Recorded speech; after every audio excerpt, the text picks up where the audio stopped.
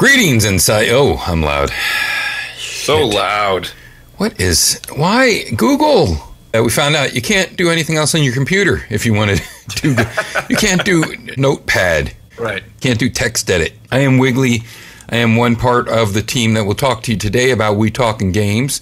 And on the Google phone, Googleplex, is Kyle VonKubik. That's me. Yeah, he's okay. I'll turn him up a little bit. There we go. Who's on the board? Nobody, me.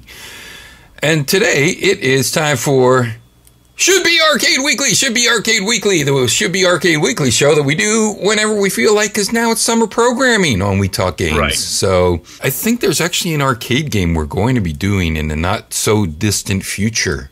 Maybe. We have to be careful. Nobody knows about this. Who cares? Nobody likes characters. We can only do so many arcade weeklies, and I think we're going to have one. Uh-oh, wait. Are you doing scrolling on your computer? Shit. I hear a little bit. It's dead. I think we discovered this last time. We don't discover anything here. No. So today we're going to be talking about a game that's... Wait, let's restart the show. No. Okay. Who has time to restart shows? That's what I'm going to know. We were on a schedule. Into it. Yeah, right. Okay. So we're barely into it, so let's barely continue with it. Okay. Should Be Arcade Weekly. So we might have an arcade game coming up. Who cares? Yeah, if you judge by the poll on Twitter, I think a lot of people feel like it should be Arcade Weekly. Meaning this show should be Arcade Weekly, or the Arcade Weekly that we did a lot of experimental shows. Yes. Of our experimental shows, it should be this one.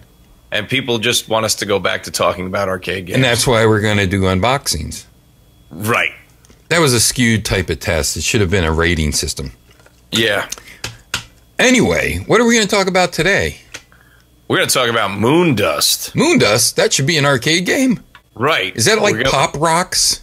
This is the new experiment that we're going to do for this episode, which is we're going to prove that the moon landing was fake. Oh, okay. And somehow that connects to a C64 game that came out in 1983. Because the astronaut's head goes around his body sometimes. Was that a thing? I've never heard that conspiracy. No, it happens in this game. Oh, yes. Okay, so we're doing a C64 game. This is good. This is cool. And this is a first, I think. It's a first for us, at least. Yeah, because some people that we had try to review one of our Summer of Stink shows decided to, instead of doing the arcade game, they would do the C64 game, which was absolutely nothing to do with the game. Yes, I do remember that. That's fun. I didn't know whether to just let it go or not run it. I thought, I don't care. Talk about two different games. Hey, there we go. Hey, let's talk about books real quick. Okay, this is good. Do you read? No one reads anymore. They just point at a picture and grunt. Gotcha. Well, I've been reading lately, and I discovered this game by reading Tristan Donovan's Replay, which I would recommend. In fact, I've read some really good gaming books lately. The Ultimate History of Video Games, which, I think that's pretty much a standard. A lot of people know that book. And it does a very good job talking about the early days of the arcade and video game. Listen for Replay to be the ending song of today's episode. Oh, great. Yeah. Once The Ultimate History of Video Games got into the 90s, I felt like it was kind of just like shotgunning things, where it was like Doom, Pokemon, PlayStation. And I was like, what happened? Like 2/3 of this book, we were in the 70s, and now we're in the 90s, and things are just getting shotgunned through. The afterword kind of explained that, where the author was like, I wanted to stop this book in 1990. Yeah. But so many developments came out that I just kept going. And I kind of wish he just stopped in 1990. It was a very enjoyable and thorough book to that point. But regardless, I was left with an appetite for more video game history reading, and I found that Replay is a good companion book to The Ultimate History of Video Games, because Replay kind of, first and foremost, has a European lens about it. And secondly, it talks about some of the gaps that the Ultimate History kind of just leaped over. Replay was very good about talking about specific watermarks in the industry with different types of genres and games, and that's how I discovered Moondust for the C64, because it's considered one of the first music games. It's also considered one of the first art games. I can see that. I was like, I've never heard of this game. I want to check it out. And when it was described in the book, it sounded very interesting. And I wasn't disappointed. I will say, admittingly, that the game is very obtuse. Oh, really? Especially if you go in blind. Yeah, you need the instruction manual. Definitely need an instruction manual. There's not a lot of information on the web. I found some good tutorial videos on how to play. Well, I shouldn't say good. They were just enough to get me through the game and get to a point where I was actually just enjoying the experience. And I think that's what's interesting about Moondust is it's very much about the experience of playing Moondust and not so much about, at least for me, about getting the score. Yeah, you have to wonder what Moondust inspired. So let's set the basic premise. What year did this come out again? 1983. 83, yeah, that was a good year to graduate from high school.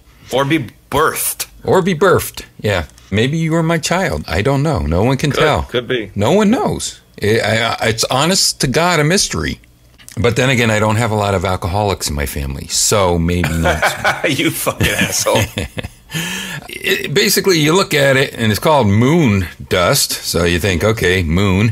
And then you see a bunch of spaceships. Well, no, actually, we should preface by saying, if you are going to emulate this game, and I would implore you to do so because that's why we're talking about the game, there's nothing wrong with your ROM. It just looks that way. Okay. Right? Like all the particles and floatiness and you know, bleed. Wait. Yeah, let's talk about what you see first. Okay. You see moon dust, and you see a bunch of spaceships going around spelling moon dust with its trail disappearing a bit. And then there's also this thing that looks like a human, and he's a spaceman. He's or woman. You don't know, because it's just a white blob with a head that floats all around his body sometimes. Yes. His name is Jose, though. Oh, it is Jose? Okay, that's what I thought. I always thought Jesus was the first person on the moon.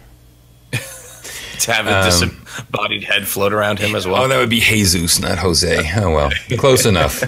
I miss Joe. Joel? Yes. So that's what you see. And you're like, okay, I do shooting. I'm shooting on the moon. And in fact, you don't do any of that. No, this is not a space shooter. Paint by numbers to hit a bullseye after you drop an egg. I've read that it's been compared to playing darts on acid. Well, that's a very simplistic way to look at this. I would agree. I think there's more to it than that, but I want to entice people to seek this game out. Going back to what I was originally talking about, the main screen looks effed up. Yeah. It looks messed up. The font's dropping out. It's very sparkly when you move the cursor to pick the different play types, I guess you would call them. They're not stages or difficulty. Yeah, it looks like you got a ROM glitch. It looks like you got a glitch. It just bleeds down. Yeah. I also have seen this comparison, and I felt this way very much, that this felt, one, it's very ahead of its time for 1983. I don't know what was going on with... why make this? Jaron Lanier was definitely ahead of the whole Jeff Minter. Mintner. It's Mintner. Mintner. That's for all our longtime listeners Mintner. And the ones who crawled up our ass about how to pronounce Minter. Jeff. Right. But I can totally see him creating something like this today. Well, it influenced a lot of things, and we don't know if it influenced them. That's the thing. Let me just simply sum this up. I'll sum this up, how simple this game is, and then we can go into why it doesn't look simple at all. You're a spaceman. You control a lot of spaceships that are on screen with you that are smaller than you as an astronaut.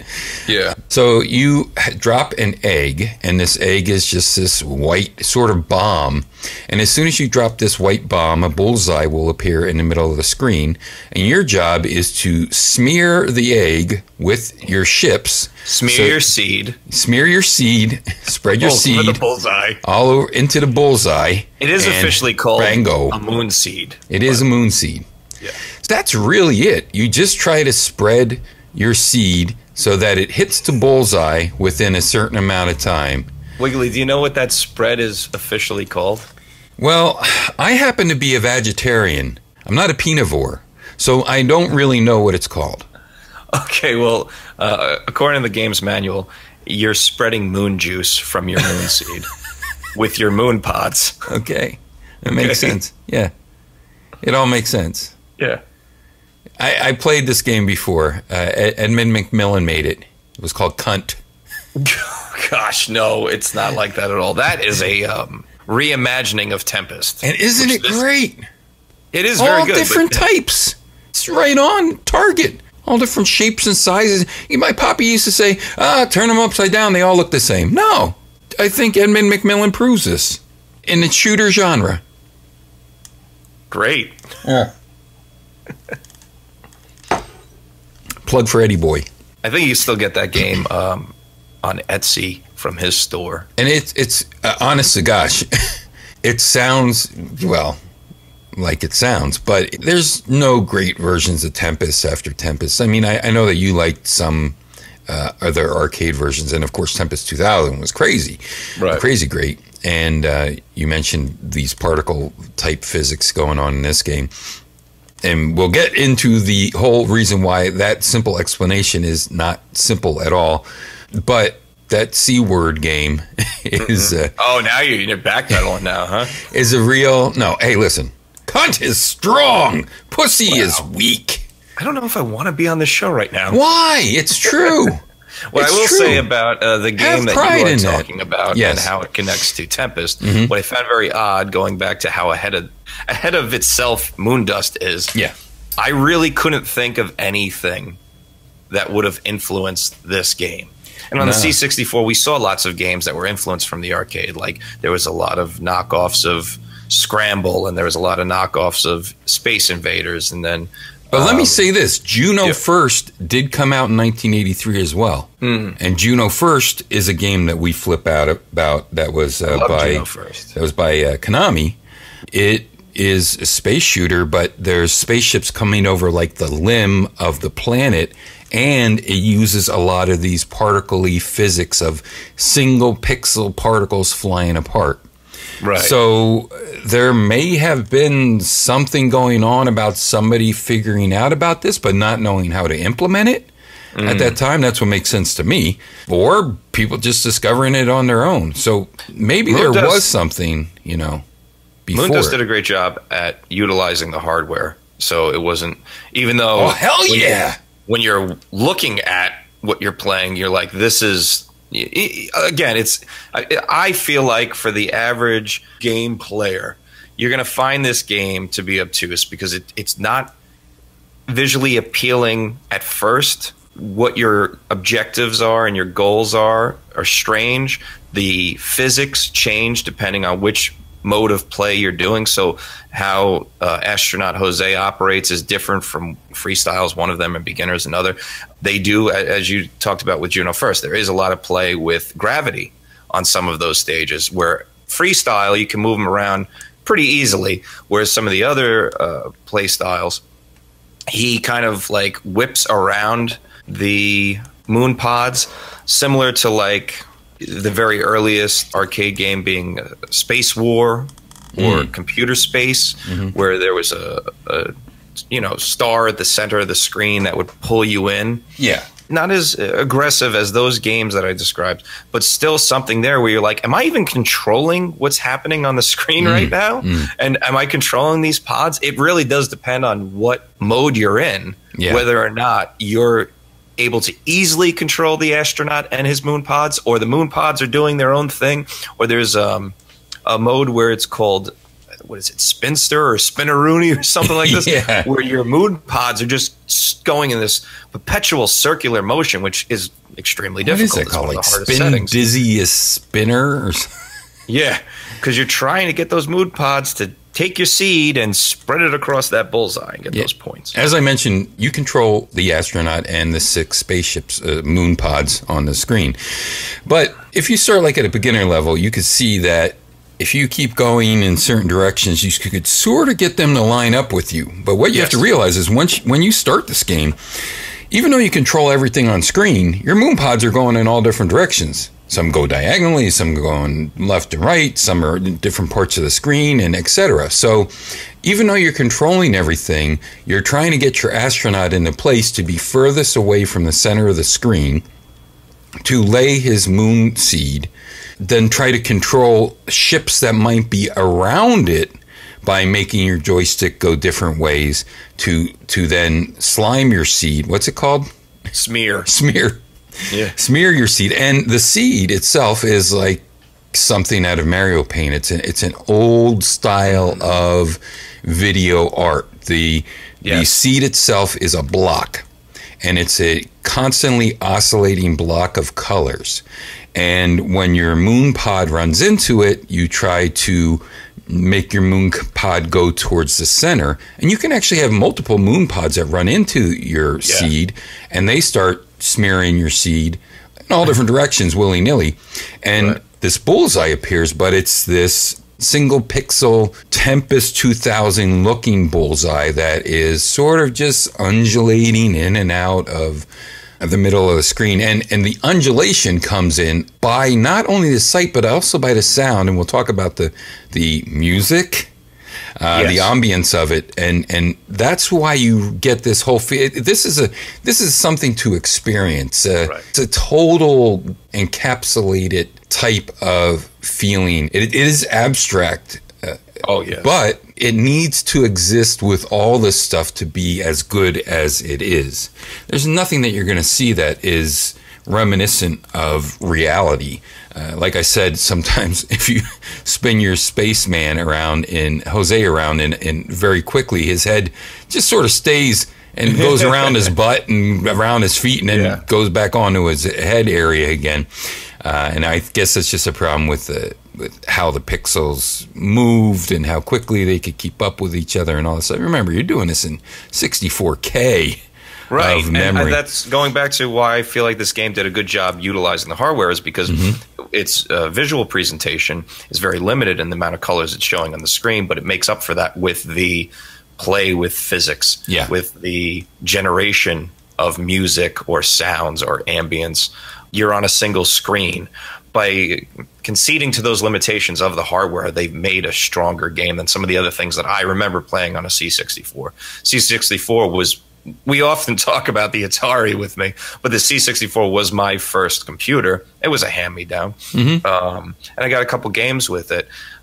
Not a huge collection. And a lot of those games were just trying to be what was popular at the time. They were trying to be a ColecoVision. They were trying to be the Atari 400, I guess, at the time, or maybe even Nintendo. I remember trying to play an Indiana Jones game and being very disappointed. There wasn't much you could do. Well, at least I could do with my C64. Well, my C64, as you saw, I tried to look for this game to see if I had it in nature because I wanted to play it to see, exactly how the play mechanics were. I have Double Dragon. That's like the only arcade-ish type of game I have. Everything else is role-playing. Role-playing was huge on the C64, and that's basically what I had. I have a couple other ones that went on sale for like $2. But, it was really about role-playing, and I wanted to take some pictures to put up on Instagram of the hand notes, how to go where, and then drawing out the dungeons. And if you pick this up secondhand, it's kind of funny because I have some secondhand games. It'll have two sets of notes for Ultima, and one will say Mom on it. Like Mom was at a different point in Ultima, so she has her own maps drawn and her own, things written down, and then the kid has their own where they are in Ultima, or Fairy Tale, or all these other. In fact, I didn't have a joystick for my C64 for a long time. I never had one.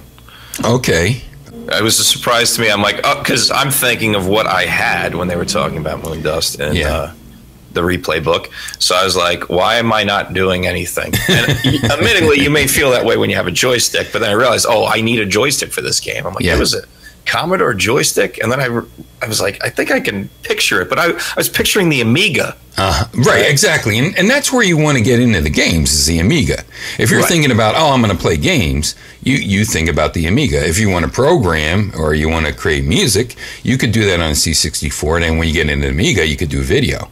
That was its big selling point there. The Amiga is where the games are at. but still a lot of people enjoy the C64. I don't know where I was going with that. I just wanted to say, when you were describing what you were expecting from the C64, I was like, well, you had to go to the Commodore Amiga. That's where, right? You know, that's when you started to see some real shit happen going down. Those people that had Amigas, man, you were jealous of them. Out of this world. Oh, yeah, the games, sure. It was insane. Like, I went over to my buddy's house and I was like, okay, well, I can't afford this, but this is not NES or something, you know? I know you're probably too old for the television show, but in the 90s there was a television show called Nick Arcade on Nickelodeon. Is that where people, like, were in the arcade? And yeah, they were like, in the video game. They would do this, like, down the pit? Green screen, chroma key type of goofy games. Oh, okay. But that was all programmed on the Amiga. They developed those games on the Amiga, and they also had a little board where you would move your man. You know, you answer questions correctly, and you can move this man up, down, left, right, win prizes and whatnot. That whole thing was an actual video game, or I guess a video experience that was created on the Amiga. Uh-huh. Oh, cool. Man, I remember the commercials. Very much cool video game. And when I remember being a kid watching that show, I'm like, what console is that for? Because, you know, you're a kid. You don't know any better. Yeah. You know the magic of television. Yeah. I remember the commercials about, you know, you could be a video editor of Star Wars if you had the Amiga. You'd jump out your window and, you know, go on a spaceship. And it was kind of funny because I talk about this. I'm an IT administrator, and I got a lot of things ready for the year 2000. You know, got them up to date, a lot of Windows 3.11 machines and NT4 and all this other type of stuff. But the one company, Luke and Steel Mill, still used an Amiga for their video stuff. So I had to put the stamp of no go for the year 2000 compliance, you know. But they still used it in 1999 to still do video stuff. So that's how long I made it. And I've often talked about how I used an Atari ST even when I was making Flying Discs of Love and other songs in the studio. So let's get back to talk about music. No, let's while we're on the subject, we're on the music. Yes, in this team, you're creating music. It's got the Dig Dug predecessor to it. The music only when you move, except this time the music keeps going. And you want to talk about a pre-res in every way. Okay, boy, yeah, I like you know what I mean? You got the pixels, you got, you know, explosions happening. Sometimes you don't know if you're doing something. Right. And then it's also this music game, but you can modify certain aspects of the music. But the music is really trippy, ambient. It's above ambient, I would say. It's somewhere between ambient and it could almost be trip hop if it had drums underneath it. Some sort of beat, sure. Yeah. Yeah, it's like experimental synthesizer stuff that I've heard from the 60s. It's not Brian Eno. No. It's not Lothar and the Hand People. It's not Pearls Before Swine. But it's a little bit of all that. It's very minimalistic and simple. So I was going to make like a Mort Garson comparison. Okay. Because he was very experimental. You know, some of his songs were, or again, I'm going with vintage synth guys like Claude Dengen. Or Explorer. He would cover songs with a synthesizer. Yeah. Or Mort Garson. He did some television show theme songs with synthesizers, but he also explored with just sounds and very minimalistic chirps and beeps with long pregnated pauses between them. Mm-hmm. That's what you'll experience a lot while playing Moondust. But then there'll also be these moments where you lay the seed, it starts smearing, and it's going across the bullseye, and you're racking up points. You don't realize it, and it then all of a sudden gets very chaotic, and then it subdues again. Yeah.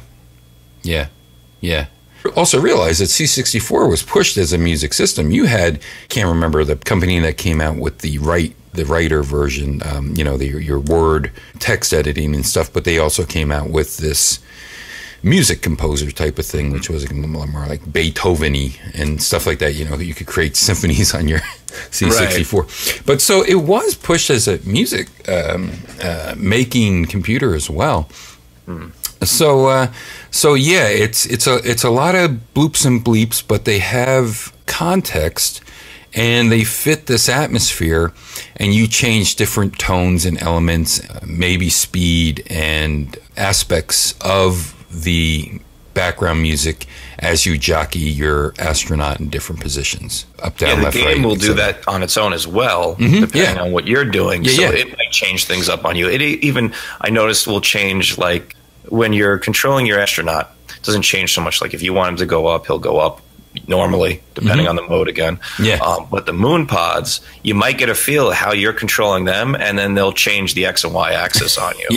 So when you hit down, they're going up, and then all of a sudden when you hit left, they're going up. And you're like, oh, well, when did that change happen? It seems like it's independently doing its own things around you, which, again, very creative. It's not a surprise that this game has been used in many museum exhibits as not only the first art game, but a good example of how a video game can be art.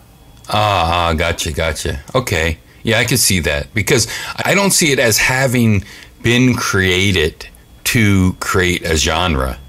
No, I don't think so either. I think this was an experiment. Clearly, it wasn't a smash success. I'd never heard of Moondust prior to reading this book.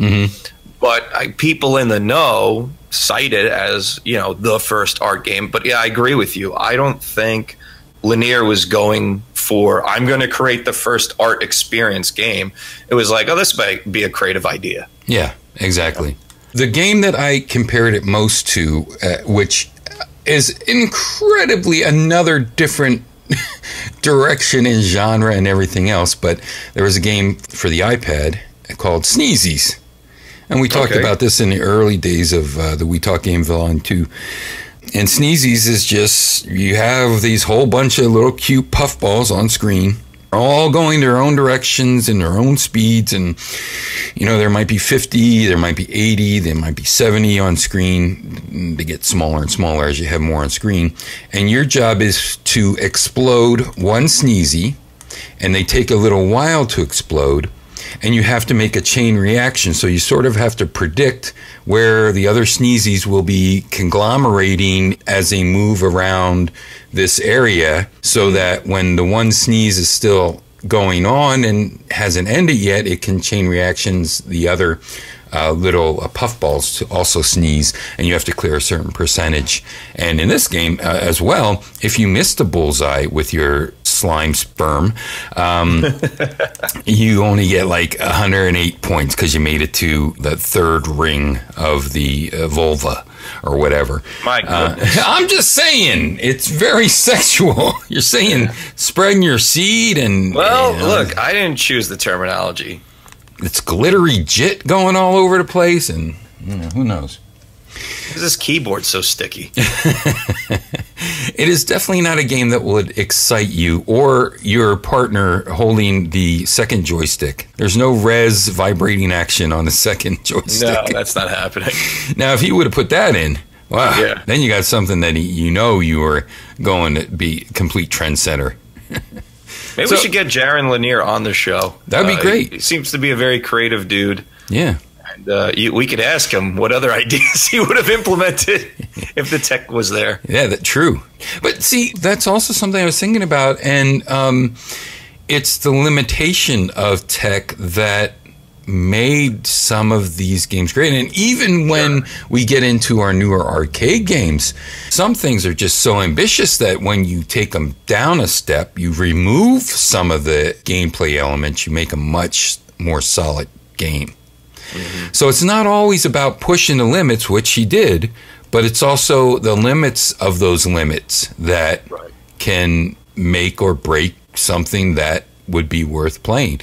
Why is this worth playing? I don't really know if I'm controlling my other guys right. I got to figure it out. Because that's it. You're fighting against the game, but you know the game can work for you, but you just have to switch your mind up. So it might even be like, what was that? Brain games, mind misters. Brainworks? No. Brain games, break balls, Nintendo brain training. We'll go with that. It's sort of like that, seeing the color red and saying the color blue. That type of switching your brain works around. Oh, it's Brain Age. Brain Age, that's it. With Dr. Cowman? Kawashima. Oh, Kawashima, okay. Yeah. I think you touched on something that I just would like to dig a little deeper into. Okay. The years that we've done this show. what made Moondust exciting for me was that, like I said at the top, I couldn't really find it making mechanics. How many times have we reviewed a side-scrolling beat-em-up? How many times have we reviewed a space shooter? How many times have we reviewed maze chase games? This isn't me being disparaging to the games that we've discussed in the past. It's just we've experienced these genres so many times. This was something, and now for something completely different, that is what this game was. It was something completely different than what we've talked about or played in the past.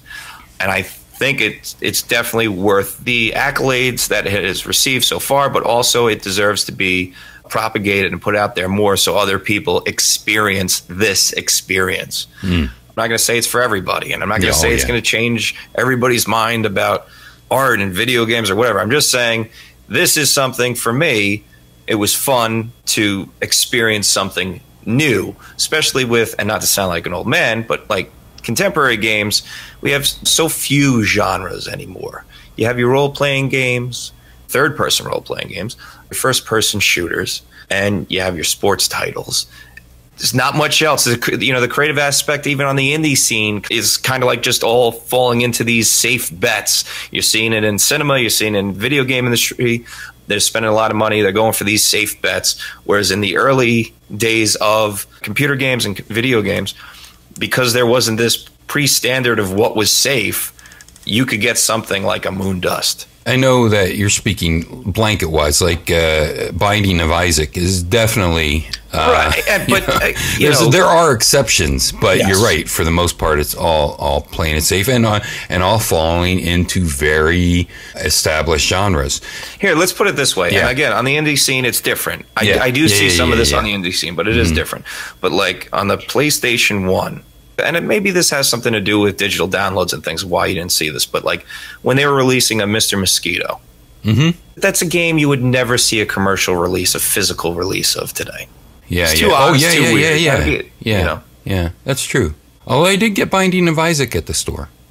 I don't mean to keep going back to that. Yeah, but it was like the Ultimate Edition. You know, it had like 3 different games. And this was on the Switch, or for the Switch. Okay. All right. By the way, a Switch. How many months have I had that now? Several now, I think. Yeah, I've never played it on the television. I will say this about the Switch. Yeah. And I've always said this about Nintendo, is Nintendo is the company, for better or worse, that wants to keep its roots in being a video game company.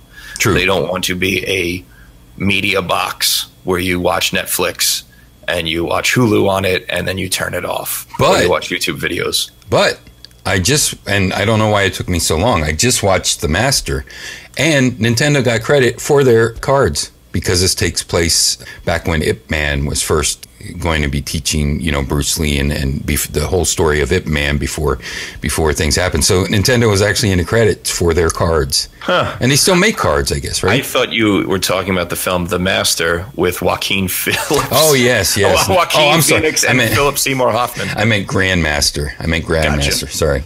Totally different movie. But incredibly different. There's a part of that movie where similar discussion to this show. The Rorschach test. Okay, gotcha. Look that up on YouTube. Yes. No. I'll still stand by this, drawing a parallel sideways to Juno First, the expression of it, an expansion and evolution of Snake. Okay. Because you're basically making the snake happen as you're smearing his seed. Right. You don't have to worry about eating your own tail or anything like that. No, it's nothing like that. It is like a splatter of seed. You spill your seed. Right. I could go in all different directions with this. Yep. Glazed donut, the whole thing. It very much looks like a Pollock painting at points. It does. Yeah. Oh, that's another. I guess that's why it is an art, because it's more abstract happening. I don't think we could do it. No, I think we did do it justice. It's pixelated. It is an inspiration, whether directly or not at all, of a Jet Mintner. Jet Minter? Definitely as that happened. Yes, definitely as that Jet Mintner. Mitt Jitner. Definitely as his pixel. I can't even remember the name of his pixel vision. Anyway, his pixel blow-ups. And the explosions in Defender, the explosion in Stargate. Right. Those type of complete pixel breakdown explosions are going on in here, but more in the Mittner style, Jeff Mitt Romney, of making it undulate, making the bullseye move like a Mittner mittens.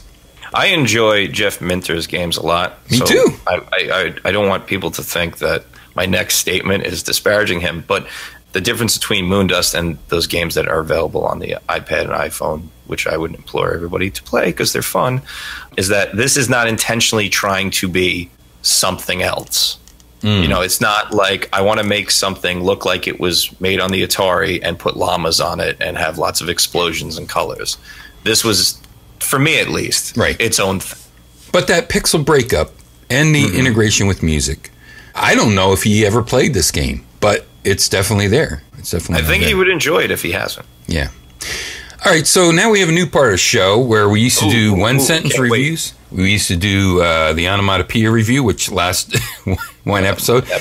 Yeah, we used to do the haiku reviews, and we did the movie byline reviews.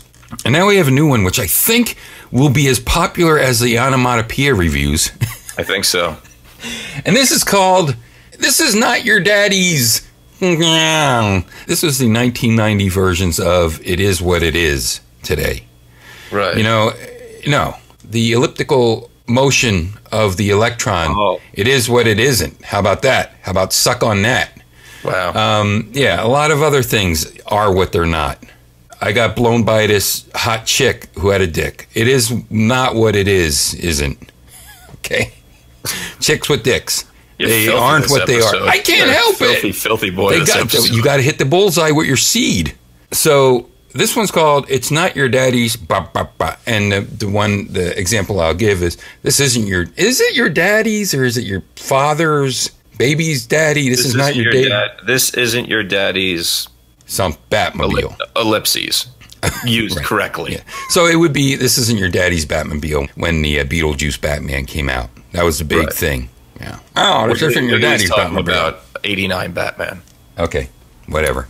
Well, I'm just letting the listeners know. No chin. The guy with no chin. Let's pick the guy with the less chin in entire Hollywood to play the Batman who has the biggest chin in comic book history.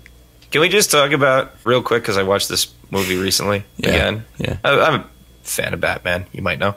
So I saw it on Netflix. I'm like, yeah, I'll watch this for a little bit. Jack Nicholson is just doing Cesar Romero's Joker from '66 as Jack Nicholson. Jack Nicholson as the fat Joker. He's the Penguin. Yeah, I think so. I just the laugh and like the manic, like yeah, okay, he's dark. Yeah, I'm like that's Romero's Joker, dude. Like I remember as a kid, everyone was like the Batman on Pix is lame. You know, it's like because that's what it was. It was, you know, we would watch the '66 Batman on WPIX. Sure. Here and when I was a kid, the Batman Returns was coming out. It's like, look, it's so edgy and dark. And it's like, nah, well, now you retrospectively, it wasn't really all that edgy or dark. It was just as goofy and campy. Just they turned the lights down and they muted the colors a little bit. Yeah. Nicholson's face is just ridiculous. Oh, the makeup's so bad. I remember my buddy. Oh, geez, we're really getting off top. But this is the last thing I'll say about it. My buddy was doing he would do airbrushing in the summers at the Darney Park. You know, you go to these things. Put your name on it. And he did the Joker. Emaciated, tall, the real Joker from the comics, right? And you know, some little kid came up and said, "Oh, it's not that Joker." He wanted to see the Penguin with a pencil stuck in his mouth. Anyway, don't get me going on that. Vicky Vale, though, I'll tell you that right there. There's somebody that didn't have to do all the shit she did. She did it, and I'll tell you what, I'm glad she did Cool World. Oh, was that her? It sure was. My stepmother's an alien. Kim Basinger. Yeah, I thought Cool World was Pam Anderson for some reason. No, Kim Basinger. Yeah. You're thinking of Stripperella. Yeah, probably. And you know, you're 100% right. You know what? You know what's so funny about Stripperella? Excelsior! I came up with a character, and she's a stripper with big boobs. Excelsior! I'm a genius. Excelsior! Dude, that guy's going through a lot of stuff right now. Oh, is he? Yeah. Oh. You didn't read about that? His daughter's ready to go to Prince Circuit? Taking advantage of him and trying to take his money. Oh, good. He took the money from everybody else. Took a bunch of his blood, and then it was stamped onto comics, and he had no idea. Ooh. And, Kiss. The Kiss comics. Yeah. In my comics. So here comes, this isn't your daddy's. Oh, yeah, Excelsior! Right. Yeah. Baywatch Excelsior! I don't remember even what that was in connection to. But anyway. So this is not your daddy's blank about this game. Okay. I will say this is not your daddy's acid by numbers. You went back to that. Then. I went to the paint by numbers and also the fact that it's trippy. And I'm sad. I'm mad at you that you mentioned acid before. Well, you can be mad. Okay, I will be. What is this is your daddy's for moon dust? This isn't your daddy's average seed. I was going to say something about seed. This isn't the way your daddy spread his seed. Well, this has been a gross episode. I think it's been great. Taught about anatomy. Not really. Okay, can we talk about August 11th and 12th? We need to do that. Yeah, Long Island Retro Gaming Expo. It's expo.liretro.com. Go there, check it out. Make your plans now to be there. We were there last year. We had a great time. We're coming back. Our panel is Saturday at 11:30. Ooh, what's it going to be on? Well, that's going to be a surprise. Okay, even to me. Although we might announce it later, but there's a couple ideas floating out there. Be a part of that, not just for obviously the panel, but there's so many cool things happening there. There's vintage consoles on display for you to play. They have a whole arcade section, awesome vendors. I'll be there as a vendor selling my wares. A lot of other speakers, a lot of other opportunities to win prizes through tournaments. So that's August 11th and 12th, Garden City, New York, for the Long Island Retro Gaming Expo. Also, from 7 to, I believe, 10:30, there's going to be a Retro and Chill event on Saturday, the 11th. I believe it's open to everybody who's attending, but also a lot of the panelists will be there, and some of the We Talk Games crew will be there. So there'll be games and all sorts of things that you can participate in. It's going to be a lot of fun. We had a lot of fun last year, and this event keeps expanding each year. So get in the early, ground floor of this so you can say, I remember when. Because I'm telling you, each year, they just keep growing and growing. They keep getting better and better guests. We'll be shut out of this soon. Yeah, exactly. It's going to become so popular that we will not be invited back. Right. Hey, everybody. I hope that you enjoyed. Should be Arcade Weekly. I think that's what we call it, right? Hope that you like us. Bye-bye.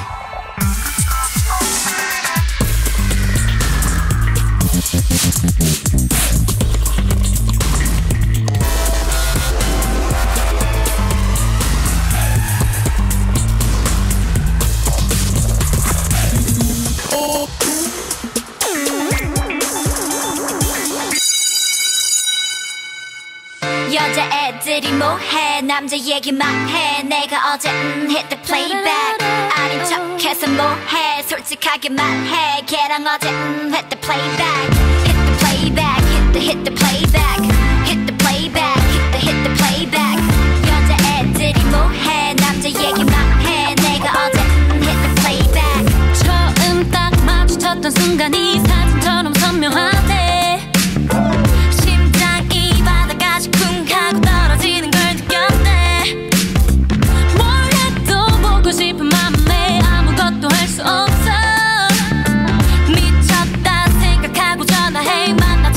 버렸네